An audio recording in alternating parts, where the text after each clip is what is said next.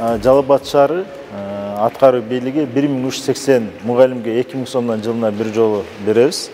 5 сомдон коммуналдык чыгымдарына ага да акча каражаты каралган. Андан сырткары биз быйыл бүт эле мугалимдерди баягы балдар окуудан кетип дем алганы кеткенде булар биздин эжеке агайларыбыз дагы дем алсын деп биз ремонт иштерин мугалимдер буга чейин кылган. Биз ага да акчаны бөлүп бердик да. Мугалимдер дем алууга барып эс алсын депчи.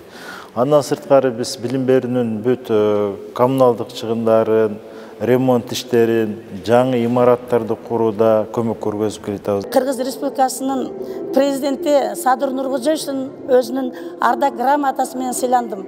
Бул менин эмгегиме дагы ушунчалык жакшынакай мотивация берип, мындан ары дагы жаш мундарды келечекте дүйнөнү таанымга болгон демилгелерин көтөрүп, алардын амбицияларын жогору болуш үчүн бүгүнкү санариптик мугалим катары мен көптөгөн ийгиликтерди жаратып, мындан дагы эмгек кылам деген ойдомун.